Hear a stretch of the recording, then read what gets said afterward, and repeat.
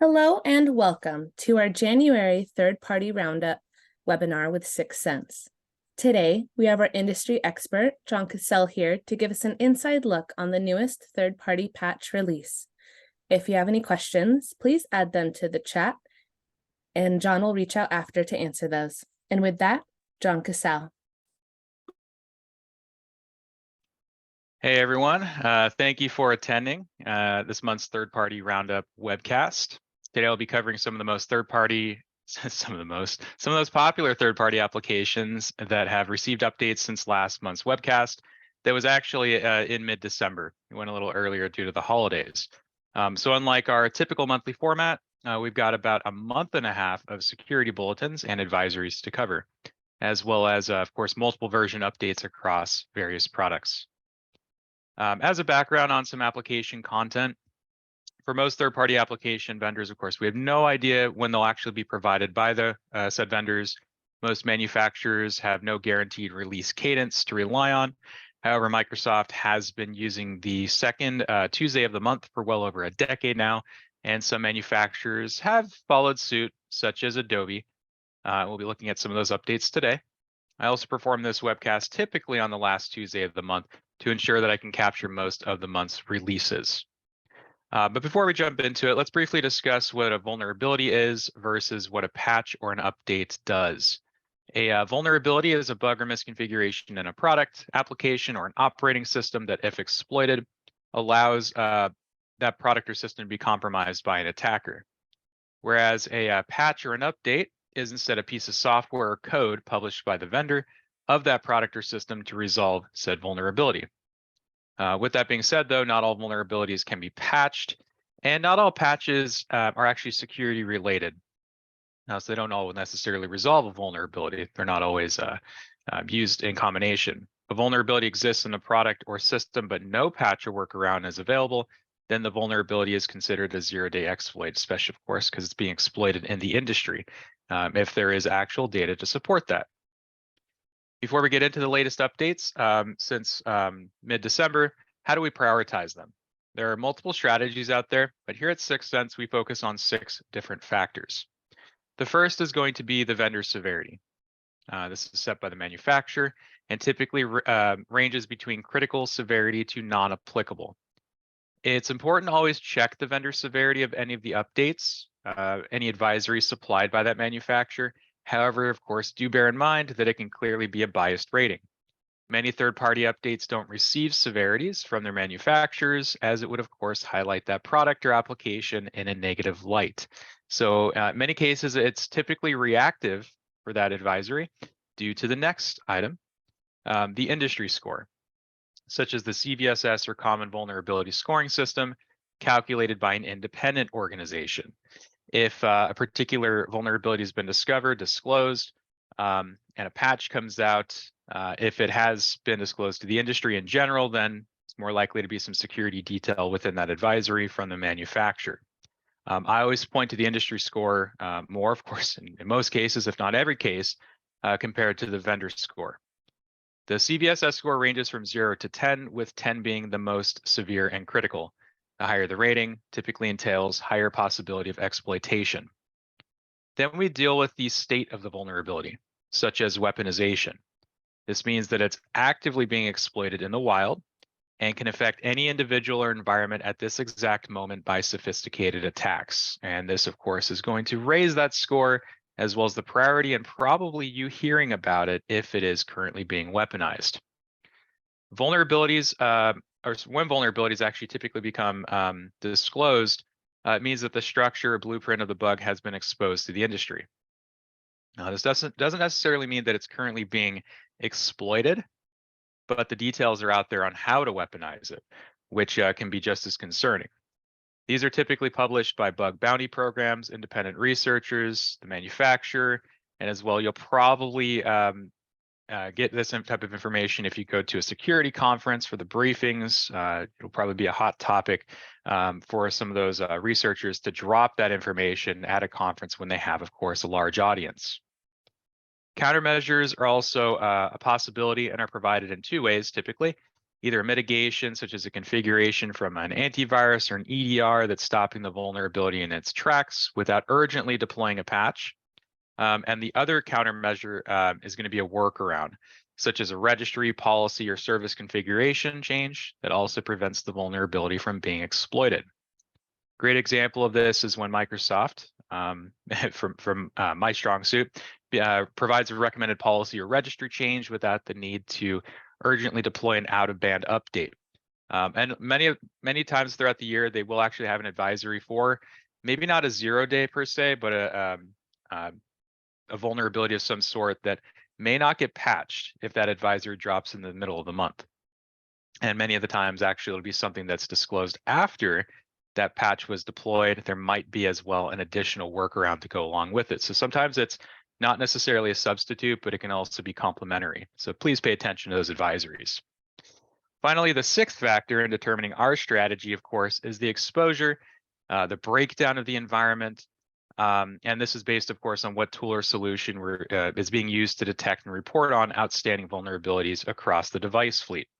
Every environment's different, typically includes various versions of operating systems, of course. Knowing where those vulnerabilities exist allow us to better target our endpoints for remediation. Of course, it'd be the route that we want to take. So to jump into it, third-party app products that we'll be discussing today have all received updates since last month and all resolve some sort of vulnerability. Also, most products mentioned have some sort of advisory, with many receiving alerts, typically from the Cybersecurity and Infrastructure Security Agency, CISA, to update as soon as possible. Now, very first slide, typically when we talk about Adobe products month after month, I have a lot of items to list, and many that maybe are not necessarily popular products. So Adobe Acrobat, Acrobat Reader, a few others like Photoshop. These will be big names. In this case, there's only one advisory bulletin that I would consider very minor, and again, only one product receiving an update. This was for Adobe Substance 3D Stager. It received an update for Windows and Mac OS devices to version 2.1.4. There were 6 important security fixes, all with industry CVSS scores of simply 5.5, putting them at maybe moderate to maybe high impact. That might actually be technically classified as high severity. These are related to out-of-bounds read and improper input validation issues that, if exploited, could lead to mostly memory leak and one of them leading to arbitrary code execution. Substance 3D Stager was assigned a lower priority of 3 from the vendor. When it comes to Adobe advisories, the higher the better, as the lower the score, the more severe and typically correlates with publicly disclosed or actively exploited issues. So they flip the scale there, but it's something that I always want to throw in there because fortunately Adobe does have its own severity system, which is, I would say, somewhat rare. You're only going to see that in probably about a handful or maybe 2 handfuls of products or manufacturers rather that are out there. Now, the fun one, as always, month after month, Google Chrome. There have been a number of releases since our last webcast. And once again, for the 5th month in a row, as of last month, Google dropped an update for Chrome on the day of our webcast. And this is on December 20th. Fortunately, I was able to call it out in time, and I was making a number of jokes throughout last month's call. So we did actually cover this a bit, but just to recap, the update dropped on December 20th and resolved a single security issue tracked as CVE 2023-7024 and was related to a heap buffer overflow flaw in WebRTC. Sadly as well, this was to resolve the last 0-day exploit for the year and put Chrome at 8 0-day issues for 2023. I do want to apologize to my audience from last month. I actually mentioned 6. It was actually 8 0 days throughout 2023. Moving on to this month, on January 3rd, there was a release to resolve 6 total security issues. 4 were disclosed by external researchers with a total of $40,000 paid out in bounties. All 4 were rated with high severity. The first vulnerability is tracked as CVE 2024-0222 regarding a use after free issue in Angle, initially reported on November 13th and garnered a $15,000 bounty alone. The second is CVE 2024, and these are actually sequential, 0223, regarding a heap buffer overflow issue, also an angle, and reported by the same researcher, Tone Sutta Pham, in November. It also had a hefty payout of $15,000, so $30,000 combined. Nice job, dude. The third fix is tracked to CVE 2024-0224 and also related to use after free, but in web audio, and was reported by a researcher from Ant Group, Lightyear Security Lab, as well as garnered a $10,000 payout. The last fix from the first release of this month is tracked as CVE 2024-0225 regarding another use after free issue in web GPU, and was reported by Anonymous with no determined bug bounty amount yet. Whoever you are, great job.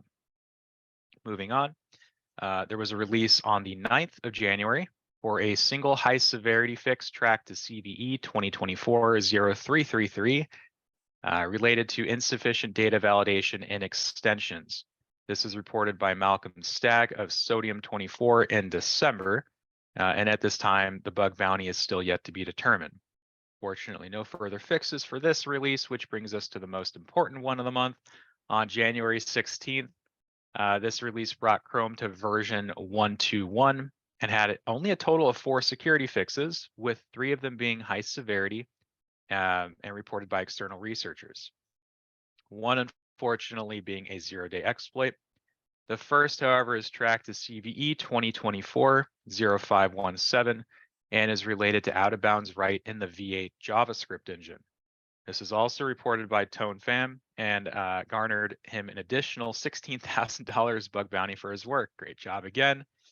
The second is tracked to CVE 2024-0518 and is another V8 engine issue related to type confusion, but only received a $1,000 payout.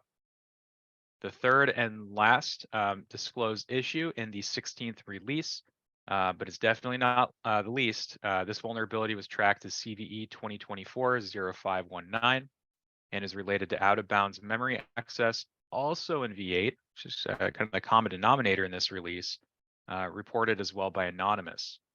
There's no bug bounty payout yet. However, this was reported by Google to have been exploited in the wild. And this puts Google at 1 zero-day issue so far for 2024, sadly. I know it's content for my webcast, but of course, I don't like to hear about exploited issues. Perfect month, of course. I would probably get up here and do a spiel for 30 minutes straight, but have nothing really to talk about.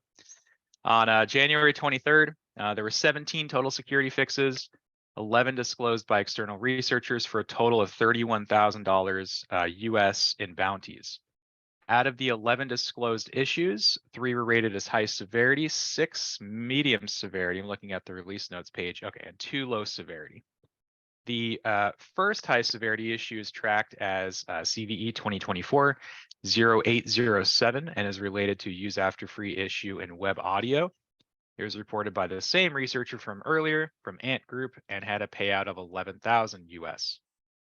The second high severity issue is tracked as 2024-0812, related to inappropriate implementation and accessibility, as well as was reported by Anonymous with a $9,000 payout. Not sure how they get that payout or how it works if they're anonymous. Maybe it's just that Google won't disclose it, but they know who it is. Always wondered about that. If you actually know the answer to that, please let me know. That'd be kind of interesting to know. The last high severity issue is tracked as 2024-0808 and is related to integer underflow in web UI. It was reported by Lyra Rebane, sorry if I got that wrong, in November and garnered a $6,000 payout. The rest of the issues from the 23rd release include insufficient policy enforcement, incorrect security UI, use after free, as well as additional inappropriate implementation issues. Before I move on from Chrome, like I say every month, if you've attended my webcast in the past, well, actually, before I even go further, let's go ahead and just make sure that Chrome hasn't dropped another release, as this would be the 6th time within less than a year. Doesn't appear to be another release. So I'll check it before the call ends, because maybe we'll get a surprise there. Anyways, what I was also going to mention is that when we're discussing Chrome, looking back, the past few years. 2021 was a tough year for Google as the browser had 16 zero-day exploits in a single year. 2022, there were 9. And 2023 included 8, as mentioned earlier, and this year's already kicked off with 1 0-day within the first 2 weeks. Bear in mind that many other Chromium browsers, of course, have received updates as well. I won't be discussing those today. They're not as popular, but of course, they use the same common code. Opera, Brave, MS Edge, although Edge is extremely popular for any Microsoft user, and we will be discussing that next. There were a number of releases for Edge, 7 total. On the 20th, just to recap from last month, the first release included a feature update for MS Edge workspaces for offline functionality. And to quote their release notes page, any workspace previously opened on a device is cached locally and can be opened on that device from the cache, even if it fails to connect. Changes persist on that device and are resolved into, I had to correct this here, the advisory is a little weird, and are resolved into the synced version when a connection can finally be made. Microsoft also added as a note, this feature is a controlled feature rollout. If you don't see that feature and you're hoping to, check back as they continue the rollout. There was a release the next day as well to resolve the 0-day mentioned earlier. This is on December 21st. That was pretty much it, just for that one release. Starting this month off on the 5th of January, there were a few bugs and performance issues resolved, nothing to highlight. On the 11th of January, additional bugs and performance issues, as well as there were 4 Edge-specific vulnerabilities. Now, I bring these up actually month after month, and I don't discuss much about what that means. It means that, of course, with Edge being Chromium-based, there are going to be a lot of common issues there. But when it comes to Edge specifically, it as well is its own separate mechanism, separate application. So of course, it can have its own vulnerabilities. And that's why I'm highlighting these. They're not going to be related to Chrome. They're Edge specific. First is CVE 2024-21337 for elevation of privilege, moderate CVSS score of 5.2. Moving on, 2024-20709, JavaScript implementation PDF vulnerability. This is actually assigned by Adobe, affecting Acrobat for Edge and has a maximum severity of low. Exploitation of the issue requires user interaction and that a victim must open a malicious file according to the advisory. There were 2 more, of course, for this release on the 11th, 20721. This CVE is related to improper input validation, denial of service, also assigned by Adobe, affecting Acrobat for Edge with a moderate severity. An unauthenticated attacker could leverage this vulnerability to achieve an application denial of service in the context of the current user. The last one was a security feature bypass vulnerability tracked as CVE 2024-20675 with a high CVSS of 6.3, but a low severity rating from Microsoft. Pressing on the 17th of January, this release resolves the, may have mixed up my notes actually here. Oh, I'm sorry. There were 2 okay, yeah, since we went back to last month. So actually the 21st resolved, of course, last year's 0-day, and on the 17th, it's resolving the first 0-day for this year. Microsoft posted a note as well. It is worth highlighting that MS, and this is very interesting actually, it's worth noting that MS Edge's enhanced security mode feature mitigates the vulnerability. You can opt into the security feature and have peace of mind, they say, that Microsoft Edge is protecting you against the exploit. On January 25th, there were 2 releases, which actually moved Edge up to 1.2.1 as well. The main release, though, had 5 feature updates, which they do once per month. The first, enabling organizational branding in Edge for Business to enable your organization's branding assets from Entra onto profile-related UI for profiles signed in with an Entra ID account. MS Edge also migrates the updates experience into Browser Essentials with a note. Like earlier, this feature is a controlled feature rollout. If you don't see it, check back later. They added support for AV1F and AV1 file formats, eTree and Wallet. To quote their site, because I absolutely have to, For eTree and Wallet, users signed into Edge with a personal Microsoft account can grow a virtual seed into a tree with Wallet. Once it's grown, a real tree is planted. Admins can control the availability using a new policy. Moving on, new website typo protection policies. And this was actually, I think, the most important, given that I tell people all the time, the biggest vulnerability is the end user themselves. The built-in website typo protection warns users if it appears that there is a mistyped popular domain name, which, as we know, could land users on a malicious web page. There are a lot out there that attempt to make themselves extremely similar to main, of course, domains. There are as well 8 new policies in the 25th and 26th releases and 2 obsoleted policies. We usually don't see a feature release without a few Edge-specific vulnerabilities, and this one has actually had the most that I've seen in the last 3 or 4 years that I've been doing this webcast, with 7 within a single release. I'm going to breeze through these, though. The very first one, first 3 actually I want to highlight just because of the scores. CVE 2024-21326 was related to elevation of privilege with a CVSS score of 9.6. That is near perfect criticality, where user interaction is required. There's another one that unfortunately I couldn't get additional information from because Microsoft broke their page for CVE 2024-21388. I got a 404 error, it took me nowhere. Fortunately, I don't have much information on that. CVE 2024-21385 was also an elevation of privilege vulnerability with a CVSS of 8.3. That's still technically classified as high, but near critical. Next vulnerability 21383 is a spoofing vulnerability with a CVSS of 3.3. 21382 was an Android information disclosure with a score of 4.3. 21387, another Android spoofing issue with 5.3 score, and the last one had a 2.5. We won't even go through the tracking of the CVE, as that's a really, really low score. If you haven't been using Edge, though, it does typically self-update, but do be sure to, sorry, let me adjust my camera here.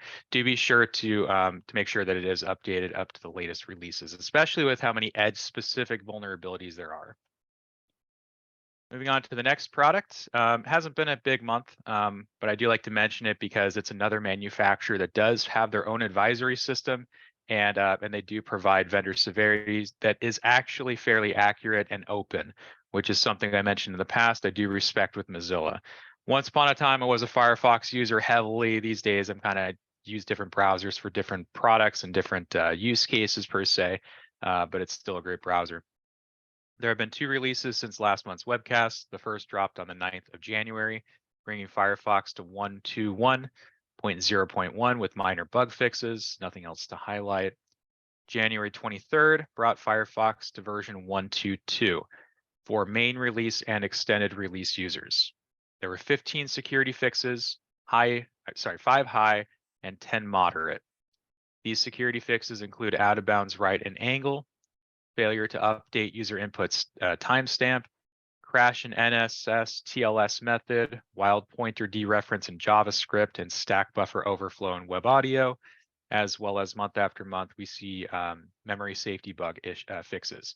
This is the first month I've seen in I think a year and a half where those memory safety bugs were not rated as high severity and were actually relegated down to moderate. The release as well also added images and descriptions for search suggestions, translations improvements, support for creating and using passkeys stored in iCloud keychain on macOS. They're always focusing on Mac users that think that they tend to use Firefox more than maybe Windows users. I'm not sure there. Like to have the statistics there, but a lot of the releases for the last 2 years have been very heavy on macOS focus. And then as well, a new Debian package for Linux users for Ubuntu, Debian, and Linux Mint. Any updates to Firefox as well typically also include security fixes to Mozilla Thunderbird as they share a common code base. Last but not least, Oracle dropped their quarterly critical patch advisory for all products. We typically see this on January, April, July, and October.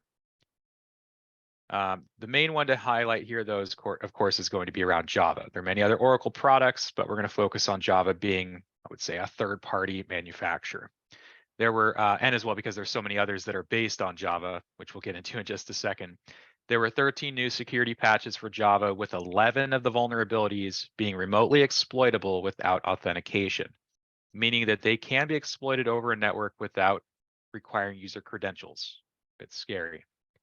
5 of the vulnerabilities have CVSS scores between 7.4 and 7.5, putting them on the in the high severity classification, and all have network attack vectors, of course. All other Java derivatives have been updated as well, such as Amazon Corretto and Adoptium. Some additional products have also seen updates since the start of the month.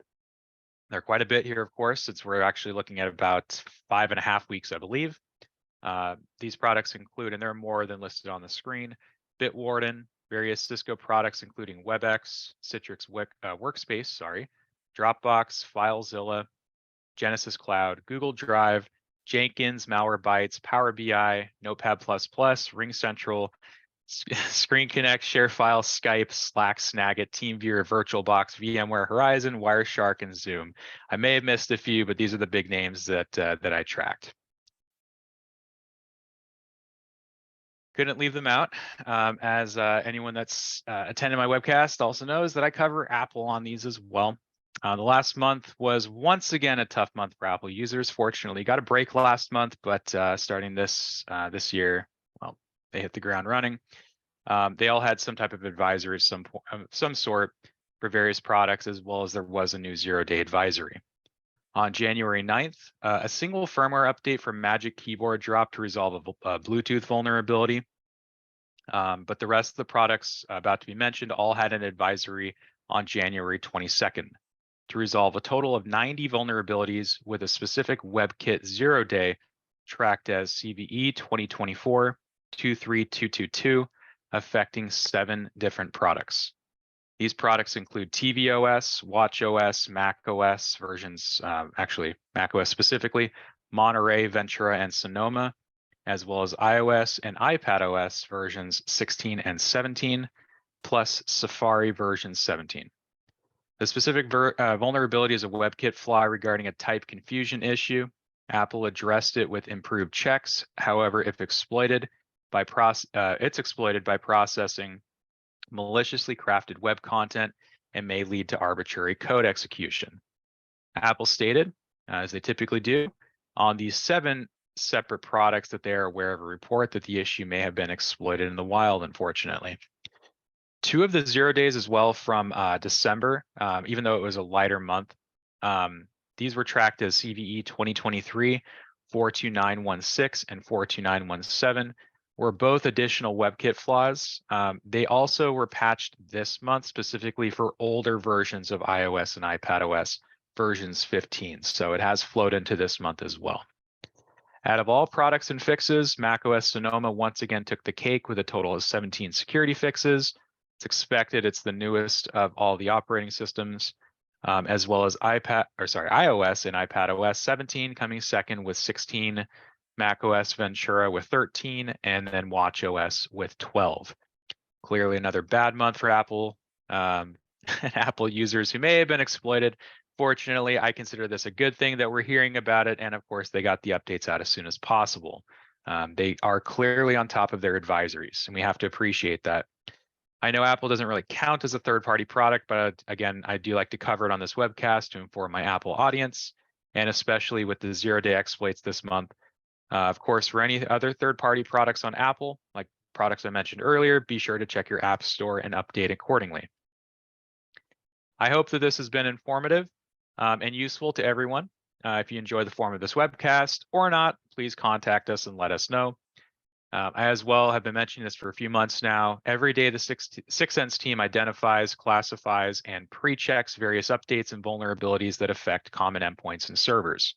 To get a full listing of all various issues that may impact your environment, be sure to check our website under resources. You will get a link to the vulnerability database.